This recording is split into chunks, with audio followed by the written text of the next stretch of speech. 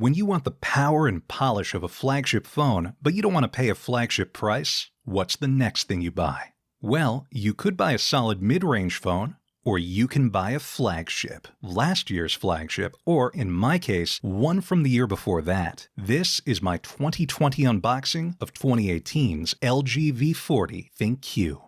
And this is my puppy, being nosy.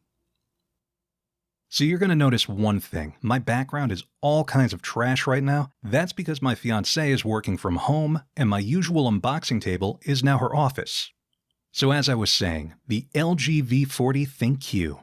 Usually, I'm all about mid-range phones, but sometimes, if you wait, you might just find a one-day sale where a flagship phone can be purchased for the price of a mid-ranger. And that's how I got this phone.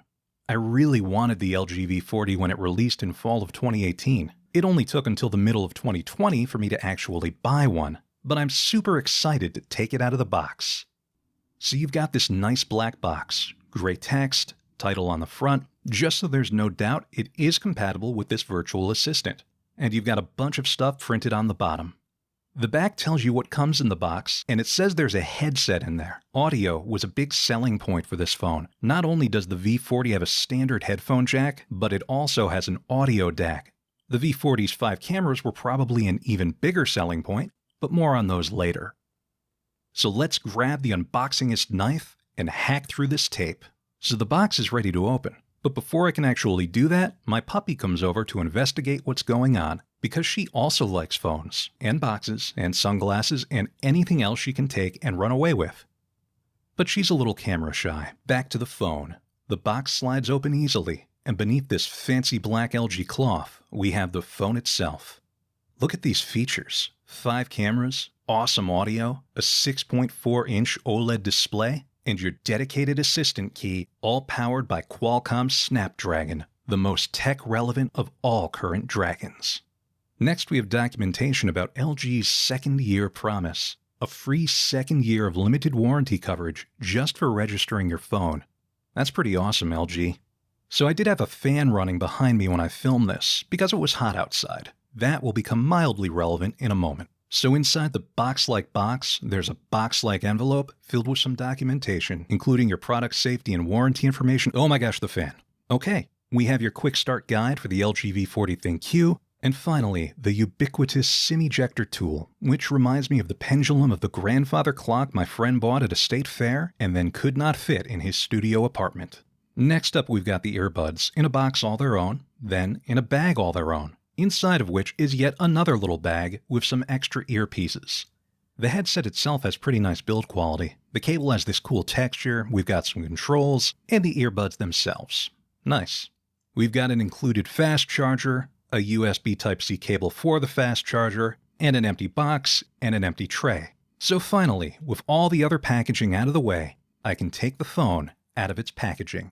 So there's the LG V40 ThinQ. When this phone released, notched displays were everywhere, and this screen does have a notch up top, but there are some software tricks to hide it.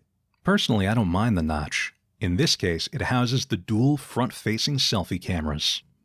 The screen has a 19.5:9 aspect ratio and a resolution of 3120 by 1440, making this the sharpest screen I've ever had on a phone. On the side, you've got a power button and a tray for a SIM card and a micro SD card. We can see the USB Type-C port on the bottom, along with a mic, a speaker, and the headphone jack. The other side has your volume controls and the dedicated assistant button. Up top, you've got another microphone. Check out the black glass finish on the back.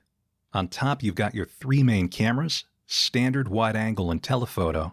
There's a physical fingerprint sensor too. I'm not going to go through the whole setup process, but I do want to take a quick peek at the screen. And I can already see the deep black levels on this OLED panel. I think it's going to be real nice. Like I said before, the 5 total cameras on this phone were pretty unique back in 2018, and they're certainly the most capable cell phone cameras I've ever had, and there are a bunch of manual settings I look forward to figuring out, maybe one day. When the LG V40 ThinQ released in October of 2018, it cost nearly $1,000. But a year and a half later, I had the chance to buy the V40 on sale for just $300. And while the age of the device shows in the design of its display, the V40 is exactly what I've been waiting for. So here's to my return to flagship phones, the LG V40 ThinQ.